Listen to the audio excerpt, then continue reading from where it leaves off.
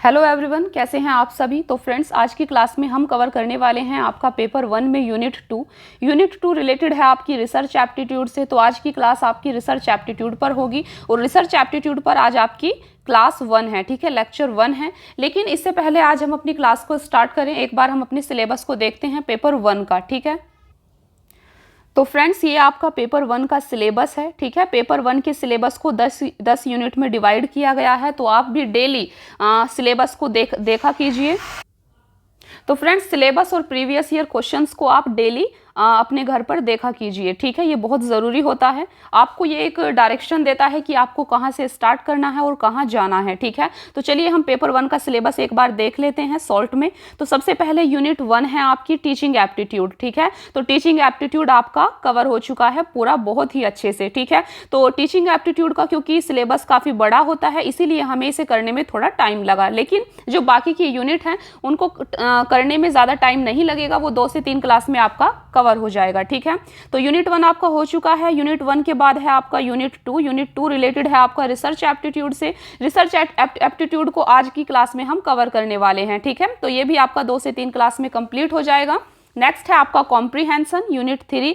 तो कॉम्प्रीहेंशन की क्लास आपकी ऑलरेडी हो चुकी है, सर ने आपको बताया कि कैसे कॉम्प्रीहेंशन को एग्जाम में आपको करना है, ठीक है। नेक्स्ट है आपका यूनिट 4 रिलेटेड है आपका कम्युनिकेशन से। तो कम्युनिकेशन को हम रिसर्च एप्टीट्यूड के बाद अच्छे से कवर करेंगे, ठीक है। नेक्स्ट है आपका यूनिट 5 रिलेटेड है आपका मैथमेटिकल रीजनिंग एंड एप्टीट्यूड से। तो इसको आपको सर कराएंगे, ठीक है। नेक्स्ट है आपका यूनिट 6 रिलेटेड है आपका लॉजिकल रीजनिंग से। तो इसको हम कम्युनिकेशन के टॉपिक को कवर करने के बाद अच्छे से करेंगे, ठीक है। नेक्स्ट है आपका यूनिट 7 रिलेटेड है आपका DI डेटा इंटरप्रिटेशन से। तो DI आपको ऑलरेडी सर करा चुके हैं, ठीक है। नेक्स्ट है आपका यूनिट 8 रिलेटेड है आपका इंफॉर्मेशन एंड कम्युनिकेशन टेक्नोलॉजी से। तो इसको भी हम करेंगे आने वाली क्लासेस में बहुत ही अच्छे से। नेक्स्ट है आपका यूनिट 9 आपका पीपल डेवलपमेंट एंड एनवायरनमेंट से रिलेटेड है, तो इसको भी हम कवर करेंगे। नेक्स्ट है आपका यूनिट 10 आपका हायर एजुकेशन सिस्टम से रिलेटेड है, ठीक है। तो हम ऐसे ही यूनिट वाइज सारे टॉपिक्स को बहुत ही अच्छे से यहाँ पर कवर करेंगे, ठीक है। तो चलिए देखते हैं कि आज की क्लास यानी कि रिसर्च एप्टीट्यूड के अंदर आपको कौन कौन से टॉपिक्स को कवर करना होगा, ठीक है। सबसे पहले आप इस चीज को देखिए। तो फ्रेंड्स, रिसर्च एप्टीट्यूड के यूनिट में आपको समझना होगा सबसे पहले कि रिसर्च क्या होती है, रिसर्च की विशेषताएं क्या होती हैं, ठीक है। इसके बाद आपको समझना होगा रिसर्च के टाइप्स, रिसर्च कितने प्रकार की होती है, ठीक है। तो हम इसको डिटेल में समझेंगे रिसर्च के प्रकार को। डेस्क्रिप्टिव रिसर्च क्या होती है, एक्सपेरिमेंट रिसर्च क्या होती है, ठीक है। फंडामेंटल एंड अप्लाइड रिसर्च क्या होती है। तो आपको इनके बीच का जो डिफरेंस है उसको बहुत ही अच्छे से समझना है, क्योंकि यहाँ से क्वेश्चंस आपके एग्जाम में डायरेक्टली आते हैं, ठीक है। कॉन्सेप्चुअल एंड इम्प्रिकल रिसर्च क्या होती है, हाइपोथेटिको डिडक्टिव और इम्प्रिको इंडक्टिव रिसर्च क्या होती है, इसको आपको अच्छे से समझना है। डिडक्टिव रीजनिंग क्या होती है और इंडक्टिव रीजनिंग क्या होती है, ठीक है। ये मोस्ट इंपॉर्टेंट है। तो आपको ये जो रिसर्च के टाइप्स हैं इनके बीच का जो डिफरेंस है उसको बहुत ही अच्छे से यहाँ पर समझना है, ठीक है।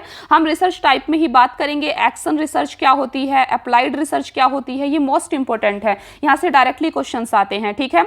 इसके बाद रिसर्च टाइप्स के बाद हम समझेंगे आपका पॉजिटिविज्म एंड पोस्ट पॉजिटिविज्म क्या होता है। तो यहाँ से भी आपके एग्जाम में क्वेश्चन काफी बार आ चुके हैं, ठीक है। इसीलिए ये टॉपिक आपके लिए मोस्ट इंपॉर्टेंट हो जाता है।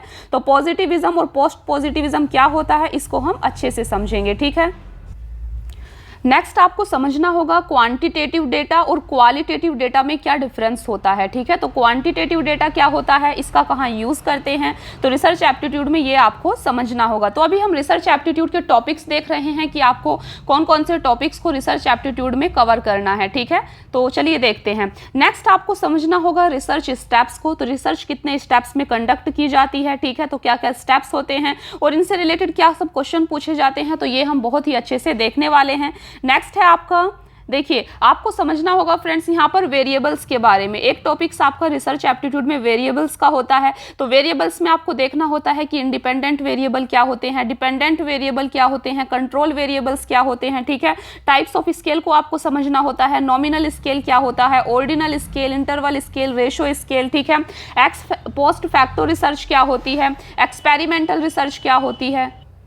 नेक्स्ट आपको समझना होगा सैंपलिंग टाइप्स को। तो आपको यहाँ पर सैंपल के बारे में देखना होगा। दो प्रकार के सैंपल होते हैं आपके, प्रोबेबिलिटी सैंपलिंग और दूसरी होती है नॉन प्रोबेबिलिटी सैंपलिंग। ठीक है, तो आपको यहाँ पर समझना है कि प्रोबेबिलिटी सैंपलिंग क्या होती है, नॉन प्रोबेबिलिटी सैंपलिंग क्या होती है। ठीक है, नेक्स्ट टॉपिक आपको समझना होगा रिसर्च एप्टीट्यूड में हाइपोथेसिस। हाइपोथेसिस क्या होती है, हाइपोथेसिस की डेफिनेशन क्या है। ठीक है, दो प्रकार की यहाँ पर आपकी हाइपोथेसिस होती है, एक होती है नल हाइपोथेसिस और एक होती है अल्टरनेटिव हाइपोथेसिस। ठीक है, तो यहाँ से क्वेश्चंस डायरेक्टली पूछे जा रहे हैं, तो आपको देखना है कि ये क्या होता है। ठीक है, हाइपोथेसिस में ही आपको समझना होगा टाइप 1 एरर और टाइप 2 एरर क्या होता है। ठीक है, अल्फा एरर और बीटा एरर क्या होता है, फॉल्स पॉजिटिव क्या होता है, फॉल्स नेगेटिव क्या होता है। तो ये सारे टॉपिक्स को आपको यहाँ पर कवर करना होगा। ठीक है, फिर यहाँ पर दो वर्ड आप देख सकते हैं, वैलिडिटी एंड रिलायबिलिटी। तो इन वर्ड्स का क्या मतलब होता है रिसर्च एप्टीट्यूड में। तो फ्रेंड्स ये सारे टॉपिक्स आपको रिसर्च एप्टीट्यूड के अंदर कवर करने होंगे। ठीक है,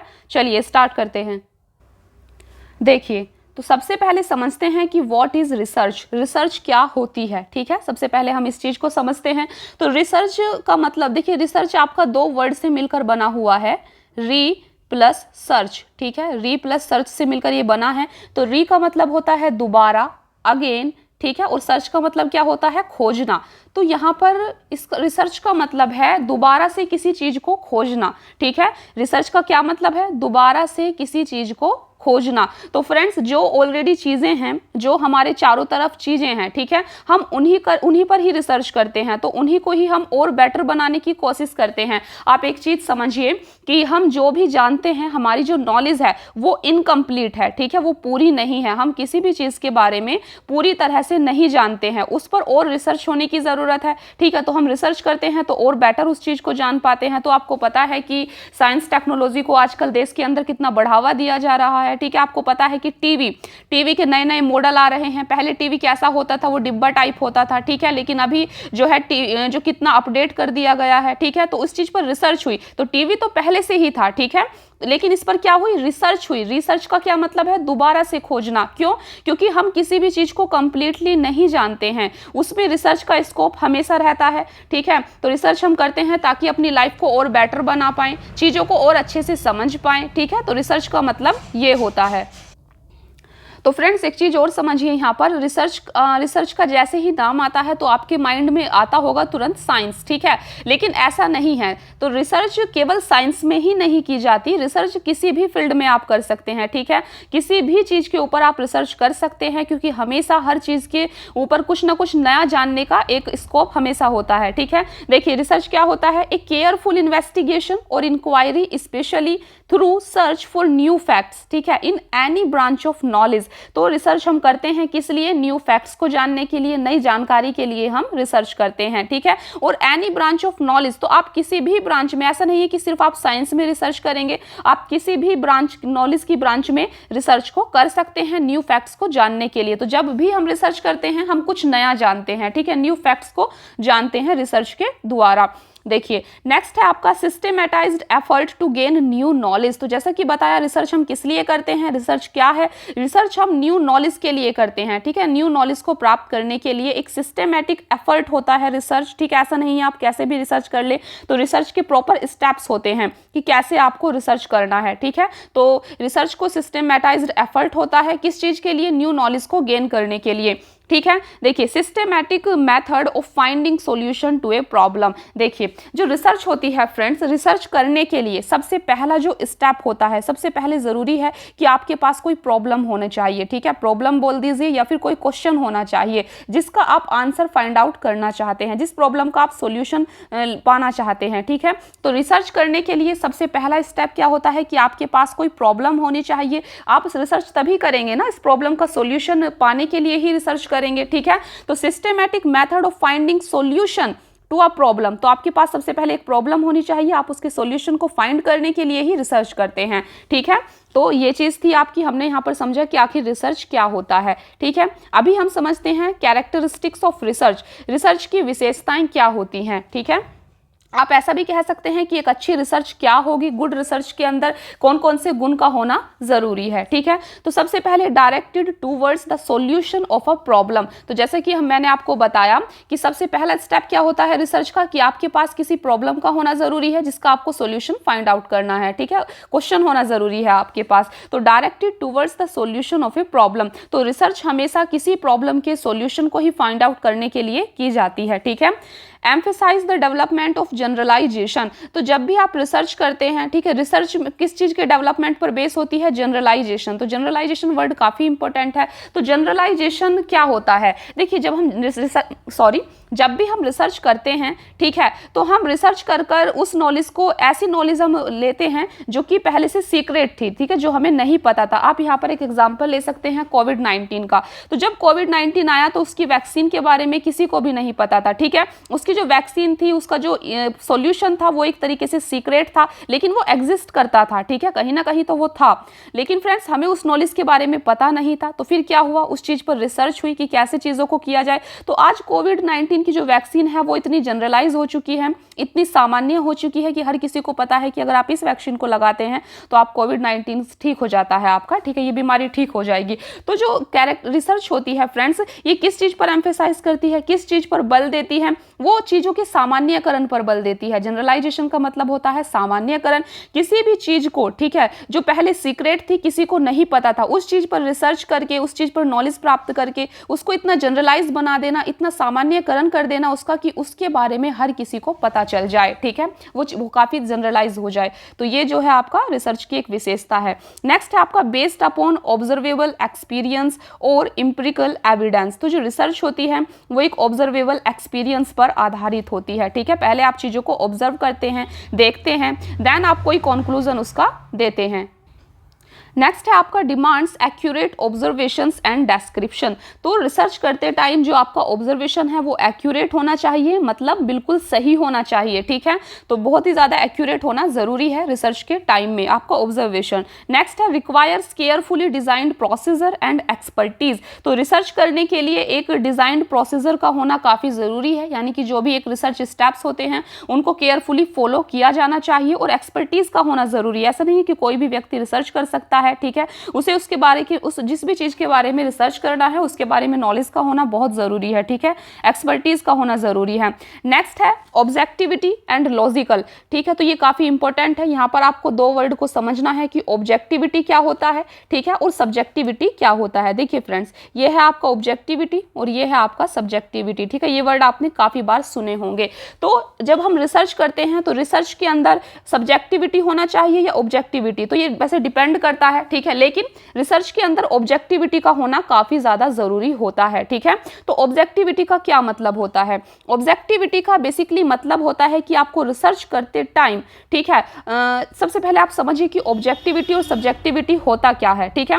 देखिए सब्जेक्टिविटी का मतलब होता है कि हर व्यक्ति का अपने अपने विचार होते हैं, ठीक है, तो ये अपने आप में सब्जेक्टिव है। कोई विचार है, ठीक है, तो इस विचार के बारे में इसकी कुछ और राय हो सकती है, इस व्यक्ति की, इसकी कुछ और राय होगी, इसकी कुछ और राय होगी, ये हो गया सब्जेक्टिव, ठीक है। ऑब्जेक्टिव क्या है, ऑब्जेक्टिव होती है एक सिंगल रियलिटी जो सच है, ठीक है। ऑब्जेक्टिविटी क्या होती है, एक सिंगल रियलिटी, जो भी चीज सच है वो ऑब्जेक्टिव है, ठीक है। ऐसा नहीं है कि ये व्यक्ति इसके बारे में, सच के बारे में कुछ और कहेगा, इसके कुछ और विचार होंगे, नहीं, इन सबको सच मानना ही पड़ेगा क्योंकि ये ऑब्जेक्टिव है, ठीक है, यूनिवर्सल ट्रूथ है, ये रियलिटी जो है ये सच है, तो ये इन सबका एक ही विचार होगा। ऑब्जेक्टिविटी का मतलब यही है कि जो सच है इन सबको स्वीकार करना पड़ेगा। लेकिन सब्जेक्टिविटी का मतलब ये है कि ये जो व्यक्ति हैं, ठीक है, इन सब के अलग अलग विचार होंगे, ये सब्जेक्टिव होना होता है, ठीक है। तो रिसर्च करते टाइम आपको ऑब्जेक्टिविटी का ध्यान रखना होता है। ऑब्जेक्टिविटी का ध्यान क्यों रखना होता है, क्योंकि देखिए आप एक पर्सन हैं, आपके कुछ विचार होंगे किसी चीज को लेकर, ठीक है, लेकिन आपको रिसर्च करते टाइम जो चीज सच है, जो रियलिटी है, उसको ध्यान में देना होगा, और जो आपके विचार है, आपका पहले से कुछ परसेप्शन हो सकते हैं, उनको साइड रखना होगा, वरना जो आपकी रिसर्च है वो वैलिड नहीं होगी, ठीक है, खराब हो जाएगी, वो जो है रियलिटी बेस्ड नहीं होगी, ठीक है। तो ये होता है ऑब्जेक्टिविटी एंड सब्जेक्टिविटी।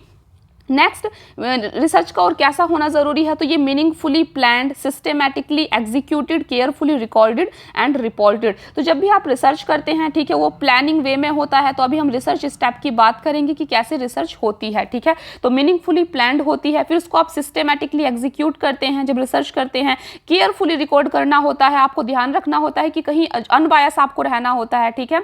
ऐसा नहीं है कि आपके जो विचार हैं आप उस रिसर्च में अपने विचारों को ला दें रियलिटी को जाने बिना, ठीक है। तो केयरफुली रिकॉर्ड करना होता है और रिपोर्ट करना होता है। तो यहाँ पर हमने देखे कैरेक्टरिस्टिक्स ऑफ रिसर्च, एक अच्छी रिसर्च जो होती है उसकी क्या विशेषताएं होती हैं। तो आपको ध्यान रखना है कि जो भी अच्छी रिसर्च होगी उसमें ऑब्जेक्टिविटी का होना काफ़ी ज़्यादा ज़रूरी होता है, ठीक है। अपने विचारों को आपको नहीं उसमें लाना है, जो भी रियलिटी है, सच है, उसको आपको अपनी रिसर्च में इंक्लूड करना है, ठीक है। तो अभी हमने यहाँ पर रिसर्च की विशेषताओं को बहुत ही अच्छे से देख लिया, ठीक है। नेक्स्ट है आपका रिसर्च टाइप्स। तो रिसर्च कितने प्रकार की होती है इसको हम डिटेल में समझेंगे आपकी नेक्स्ट क्लास में, ठीक है फ्रेंड्स। तो आज के लिए इतना ही, मिलते हैं फिर नेक्स्ट क्लास में। Thank you so much.